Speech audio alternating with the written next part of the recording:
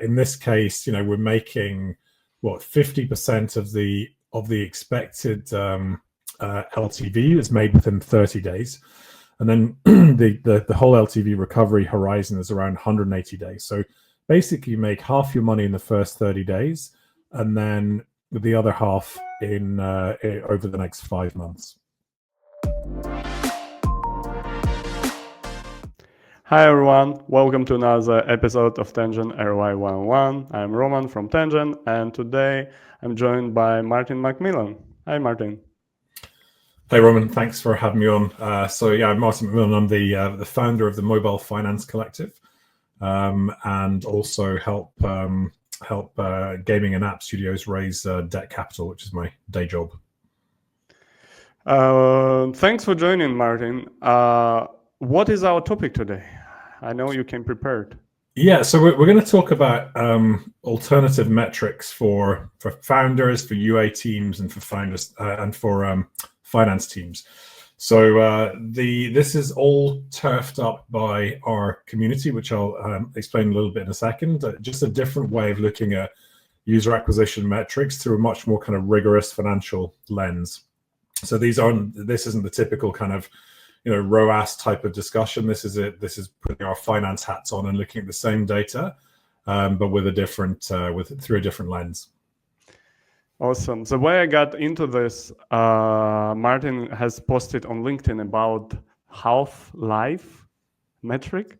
Initially, I thought you were into gaming. I'm not sure if you know the game. I thought, okay, Martin sharing a review on an old game, but it turned out to be a new metric. Are you coining this metric? Is it? Yeah, I think so. This has been brewing for a while. So yeah, I mean, look, let's get into it. Maybe I'll give a quick intro to who we are, what the MSC is. So this is something I started as it's like a passion project, if you like, last year, but we've grown to like 35 members over the last 8 months, and it's a community for it's really a community for whoever is running the finances of a studio. So larger studio that may be a CFO, or it could be a head of finance, it could be COO, or very often it's the founders. At the earlier stage, the founders are obviously super focused on everything. So what we are all about, though, is financial content. This isn't future of games or anything else. This is just like looking at all of this, all of these topics for apps and games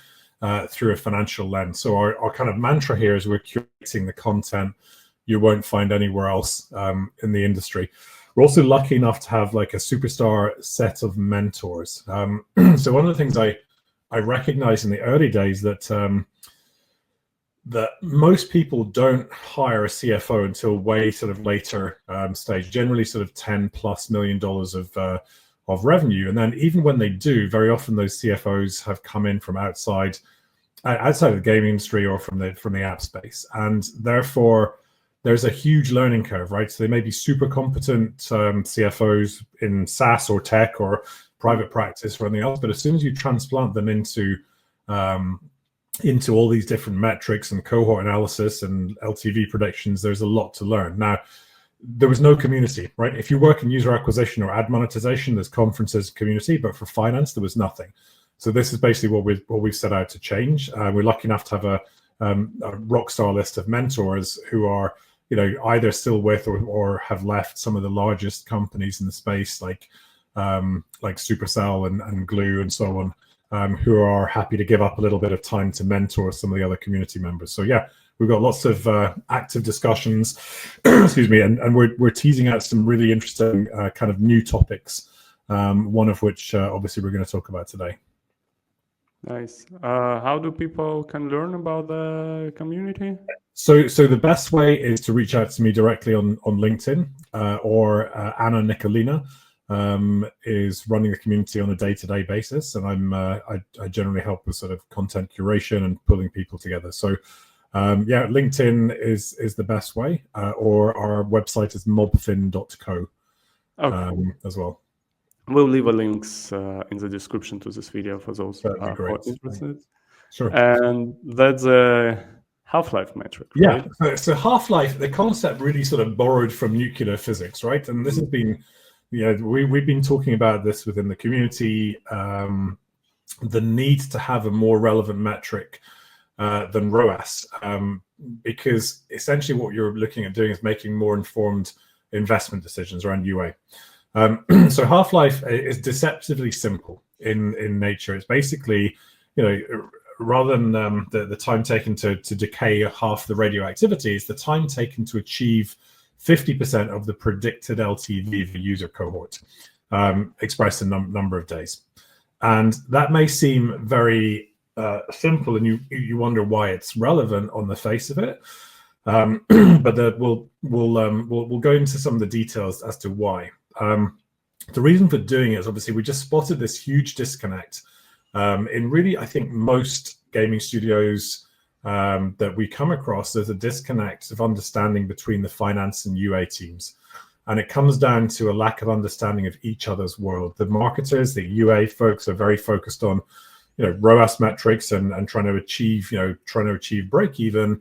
But the finance folks have got a whole different set of things to juggle, not just break even user cohorts, but it's the overall the business to run from a financial perspective, but also when you get under the hood, looking at it through a financial lens, there are a lot of things that they need to know about user acquisition as well, in terms of how these things monetize, etc. So really what we're trying to do here is to give a high level metric that helps everyone understand the investment opportunity offered by paid user acquisition, rather than just a pure ROAS number. There's more detail under the hood. I see. And you have a predictive LTV there. Is it the target, or because it might vary depending on the cohort, right?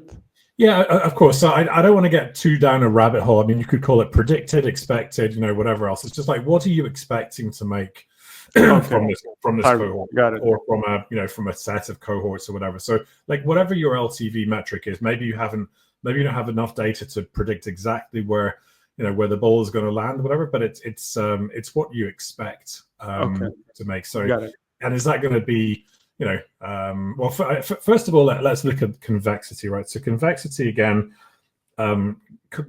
basically, it's used a lot in bond maths and so on, but it's basically a fancy word for saying the shape of the LTV curve. Mm-hmm.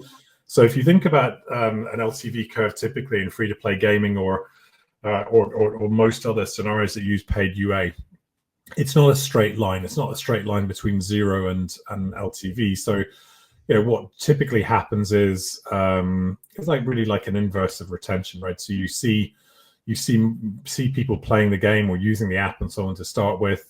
Most of the money is generally accrued. Most of the revenue accrues fairly quickly, depending on genre, of course.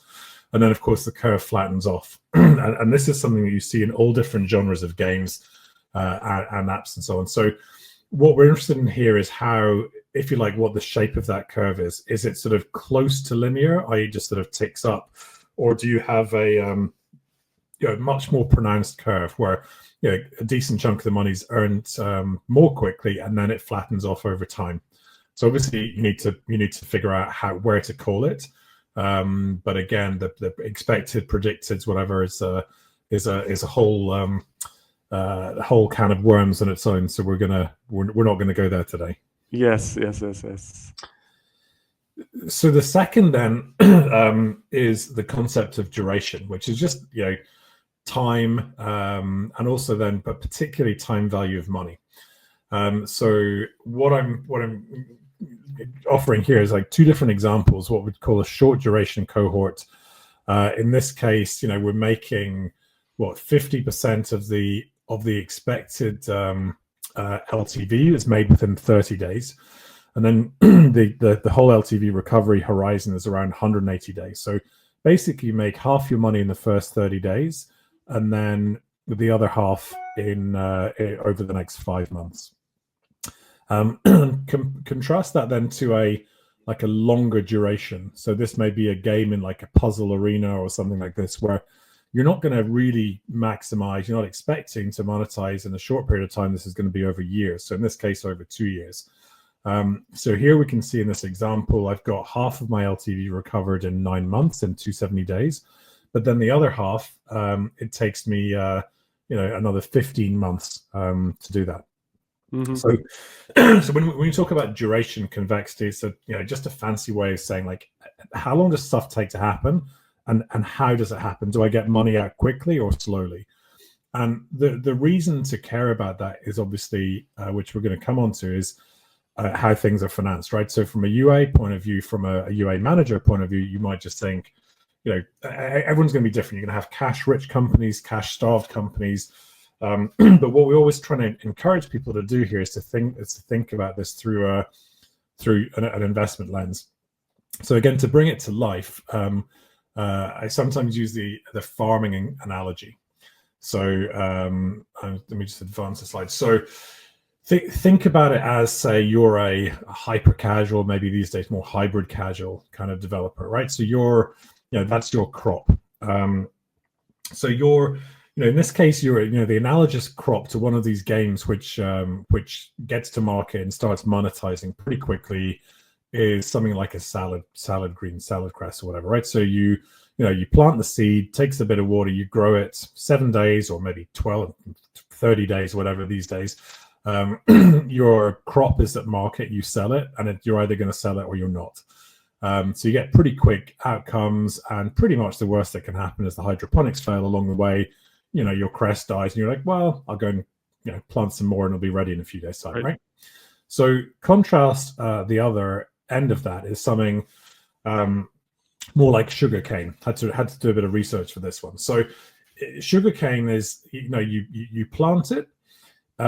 Maybe in a year you see the first green shoots coming up, and maybe in well, I said 360, but sometimes it can be like 2 years before you're actually ready to harvest this crop, right? So a couple of things to think about here, and this is like puzzle games and word games that have got like much longer duration, and just take a lot longer to break even and to ultimately monetize. Now, of course, there's lots of things that can go wrong. If you're talking about a 360 to 720 day horizon, then you could have things in the changes in the app, changes in the marketplace, and the overall the UA climate. All of these different things could go wrong. So in the same way as your crop, lots of bad things could happen to your crop as well.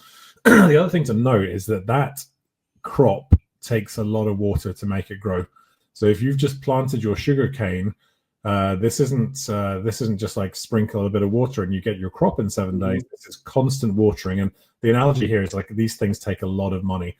So if you want to do any kind of UA at scale, and you're spending whatever 10, 20, 50, 100 grand a day, it's hugely capital intensive before you start to get the green shoots coming up.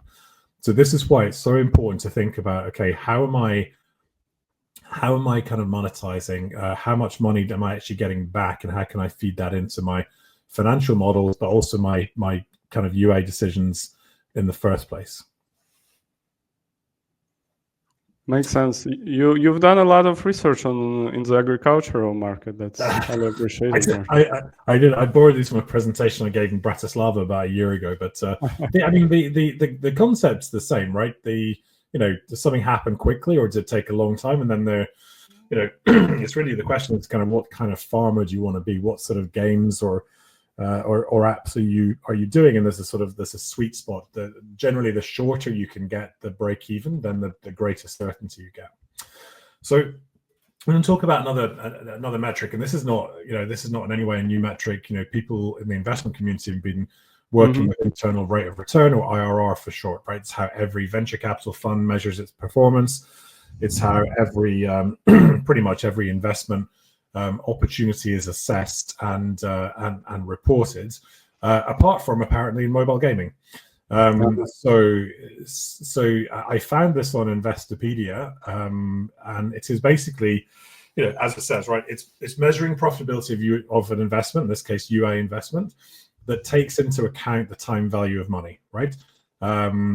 So let me just give everyone an anecdote here as to why this is important. So most people in mobile gaming are obsessed and focused on ROAS. Like breaking even on ROAS is like the number one goal in life, right?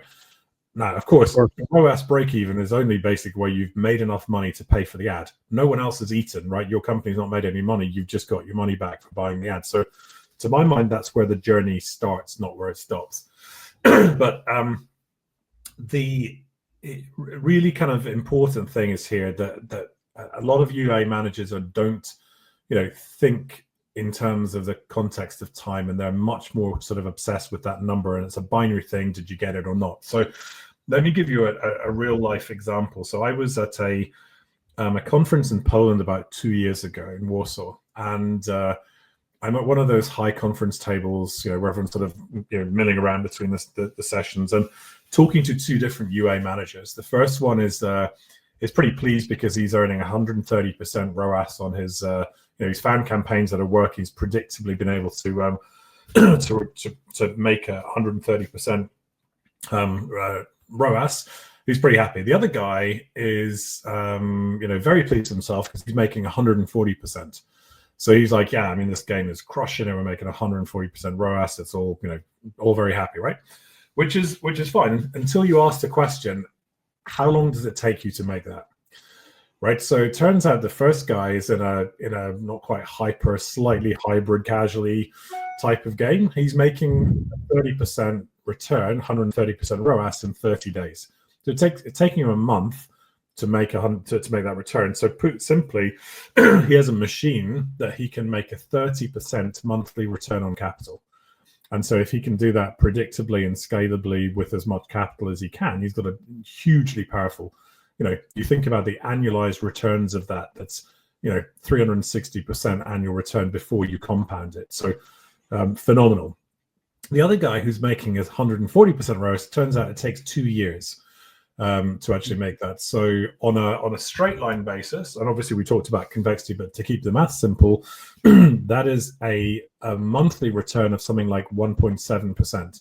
So the first guy's got a monthly return of 30%. The next guy who's got higher ROAS is making approximately 1.7% on a monthly basis, right? So this is why this stuff is so important. So all marketers should look at internal rate of return as a metric, and there's a really, really simple function in Excel or in Google Sheets called XIRR.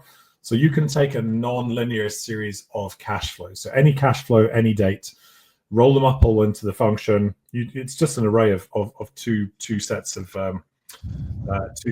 cells, and then it'll return the internal rate of return, which is effectively the profitability or the interest rate, whatever you're doing from that. So the caveat about using this in mobile UIs, you have to think about actual cash. So this is when cash leaves the account or cash is returned. This isn't on a P&L basis every day, where every day your cohort is monetizing. So you do need to be a little bit careful. But one of the other things I actually wrote about recently was the idea of doing a lifetime IRR.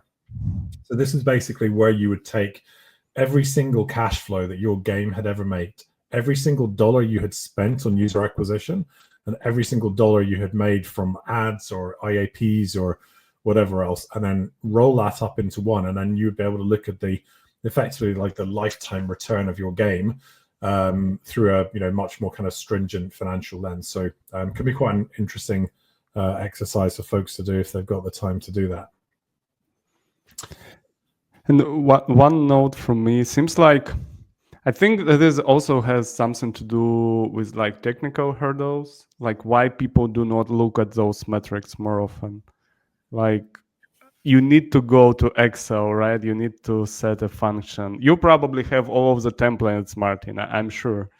But even when I look at we call it time to profitability, like basically a payback. And I don't know, like we have it in Tangent, even in the free version of the dashboard, but most of the people are still looking only on the LTV and ROI metrics. So I guess there is also should be some sort of like advancements in tooling to make those metrics more accessible. Yeah, I've had many conversations around, why are you not monitoring these things? They're pretty easy to monitor, but you got to understand what you're monitoring. and you've got to understand why you're monitoring them as well, which kind of brings me nicely onto the, how UA is actually financed, right? So again, we're trying to view all of this through a financial lens, and it's important to understand what's behind it. So again, this is like learning from the community, seeing who's doing what and how. Excuse me, and trying to sort of come up with some best practice. So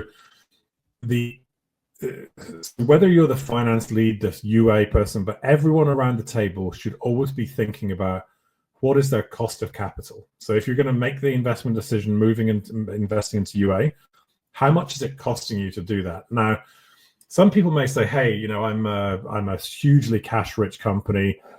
I've got all the money I need. So the only thing that's constraining me is basically, how much I'm able to bid and still expect to make money, right? So it's just the demand economics of user acquisition. And if I'm gonna pay $5 for a customer where I'm gonna expect to make $5, then what's the point at that stage in doing it? So that's just the demand economics kicking in.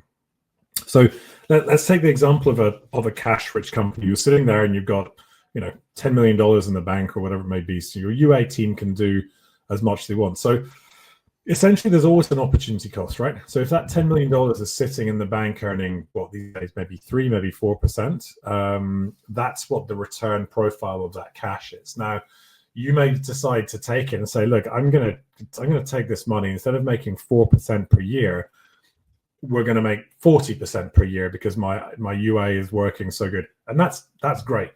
So you've got basically, instead of making a 4% on cash in the bank, you're making a 40% return on cash in the bank, and you don't have to borrow any money. It's all good.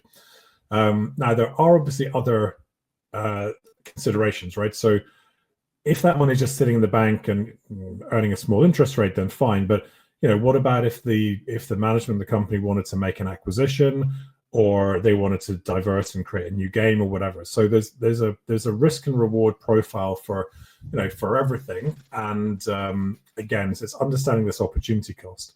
So then you look at a cash poor company, which, by the way, most gaming studios that I've ever come across, even the really successful ones, are still pretty cash poor. You can be amazingly successful and very cash poor, because essentially you should be, if your UA is working, you should be reinvesting every last cent into it if you know that you can make that financial return. So let's say a lot of cash poor companies then turn to external lenders to say, look, I've got this UA machine. I'm looking at borrowing money or raising money that is not diluted equity capital, but I want to do either a credit facility, which is debt that's secured against, it could be receivables or even expected receivables, or sometimes they'll do cohort-based financing, which is where a lender will come in and say, look, we will pre-finance, something like 80% of the marketing spend, and we'll take we'll take our fees back and money as that matures over time. So there are obviously a lot of alternatives out there. The thing again that we would also always urge the finance teams, the UA teams to come back to is, when you're comparing these external instruments, you got to compare them on a level playing field, right? And so sometimes the cohort financing turns out to be a lot more expensive than you might think. You might say, well, it's only it's an 8% fee or a 10% fee or whatever, but you're not really thinking about it as an interest rate. And if you're trying to compare that to a credit facility from your bank or something, you're not comparing apples with apples. So the way to make sure that all of this is done on a fair comparison basis is you use an IRR function to say, okay, what's the effective interest rate that I'm actually paying for capital here? Now, this leads me on to a whole new topic. We're actually I've almost finished writing. I'm going to publish it next week. A guide that we're going to put out on the MFC website, which is it's quite substantial. We're up to about 20 pages already. It's a guide on selecting a UA financing partner. So what we try and do is to break down all the different models, look at pros and cons, whether it's bank financing, non-bank lenders, venture debt, cohort financing. We've tried to have a sort of like a really deep dive into all of these different models and give people the tools and calculators to figure out effective costs. the last thing I'm going to say on this is that it's just about alternatives and next best, right? So you need to know exactly what your what the cost is, but it's not always just the cost, it's the flexibility of the instrument. And always ask yourself, what's the next best alternative? You might be doing cohort financing that's costing you 50% per annum, but if your next best alternative is raising more equity, it's probably the best thing to do. So it's just a case of making informed choices. And this guide and some of these tools, and again, perhaps we can put the link once it's published next week. We can put the link in the comments or whatever on this post if folks want to download it. Yeah, makes a lot of sense. So actually on that, so what I did, and I actually I've included this, which is one of the slides within the guide, is tried to come up with this idea of a risk-reward spectrum, which involves both the half-life metric and the cost of capital, right? So what I basically realized when I plotted all of these things out is if you've got a relatively short duration, right? So this may be maybe a game that breaks even in like 60 days or 90 days or something like that. And an element of a decent amount of convexity in the LTV curve, then probably certainly the cheapest and most relevant instrument is something like an accounts receivable facility, right? So if you're breaking even in 60 days and you have payout delays from the platforms for 45 days or 60 days, if you can borrow against that collateral and then do that quickly, you can recycle that money super quickly. Yep. Whereas if you're in like a much longer duration or longer half-life, whatever, however you want to think about it, then if it takes you a year to break even and you've got 30 or 60 days of platform receivables trapped up, then that instrument isn't going to work for you, because it's going to move the needle very, very slightly, but it's not really going to work. So then you look at an instrument that is better suited to financing longer duration games or apps. That's where you go more into the kind of revenue-based financing, this idea of cohort financing, specifically where someone's taking some of the risk on the cohort performance over a longer period of time. Would you, like, when you compare these things and talking about like cohorts of users, do you drill down into the level of advertising campaigns, or as wearing your finance hat, you really care about like, this is game A and here's the results that I have, or you would rather look deeper? Yeah, I mean, look, you can look on different levels. Ultimately, what you care about, what you care about is, how much, what are we making? Are we breaking even? Are we making money?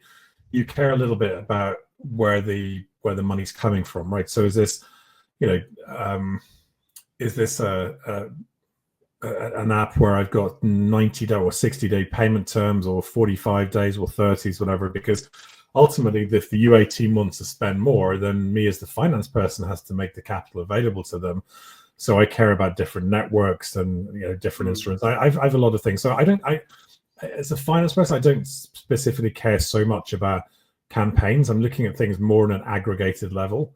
And I think the key thing is basically, and again, I never tire of ramming home this point. If the finance guys and the UA guys have got a good working relationship and a good understanding of each other's business, then everyone can, everyone's on the same page. One of the interesting things, we did a panel at Pocket Gamer in London last week. Many companies don't, and this is even internally, don't have a standard set of definitions, right? So definitions for, what is a user, what's an install. So the finance folks can be looking at multiple sources of information. None of them make any sense.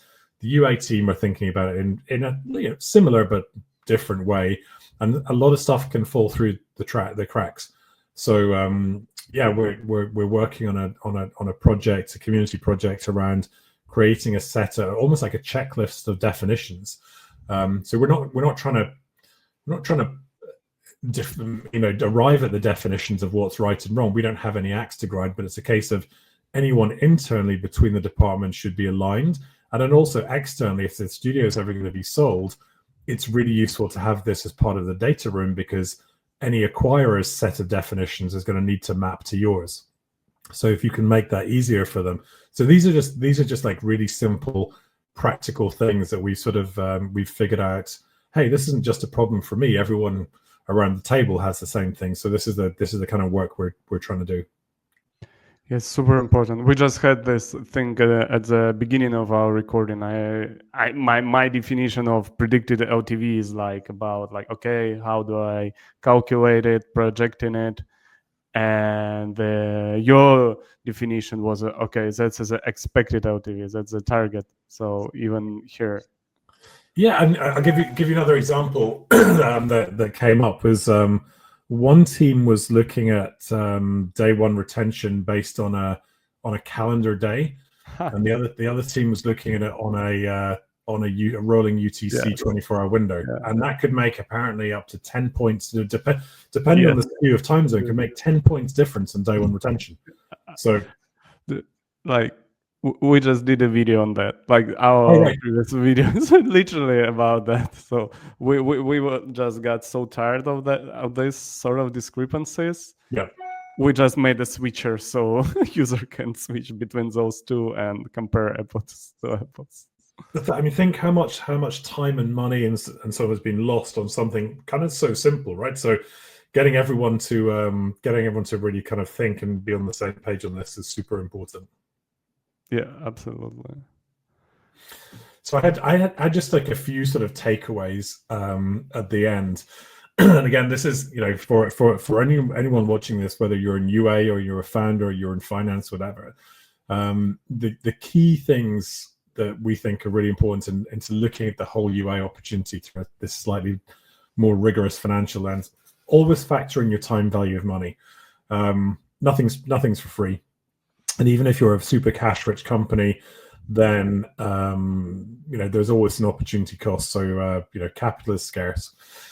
Second one is the shape of the curve. This is so important. You know, even if you think about how you're trying to grow quickly, let's say you're in one of these genres where, you know, maybe it takes you 6 months to make your expected LTV, but you get 50% of it in the first month, let's say. That's going to mean that if you have to finance that externally, half of your money's paid back within the first month. So it can have really good economics. And, you know, understanding the shape of this and that convexity function is super important. And then, you know, and three linked to one, right? You know, there's always a cost. Capital is scarce. There's always an opportunity cost to what you're doing with it. So, you know, sometimes, you know, if you're faced with the option of saying, well, look, I've got this super hot UA option, and maybe someone else in the company thinks, well, we want to make an acquisition with the same money, then, you know, just look at your options for financing these things. Look at your options for you know, allocating capital, risk reward, capital efficiency, all of these different sort of more financial concepts just apply to a gaming studio as much as any other business. Great stuff, Martin. Thanks so much for sharing this. I will. You're very welcome. Yeah, we'll link our previous videos that I mentioned about absolute relative retention somewhere here. We'll leave all of the links in the comments and in the description of the video. If you have questions, please also ask them in the comments. We'll ask Martin to look and answer. This is, I feel like this is already like a next level when you advertise an app and look at this sort of things. So yeah, if you want to level up your game, so that's the way to go. Yeah, definitely check out the resources on the. We're actually launching a new website next week, and there's going to be a ton of financial resources and content on there. So whether you're a founder, you're a finance lead, or anyone else, that should be our aim is that's a sort of destination for content as well. And if anyone's interested in connecting or finding out more about joining the community, then just please reach out to me directly on LinkedIn. Super. All right, Martin. Thanks once again. Thanks, Robin. See you. Bye-bye.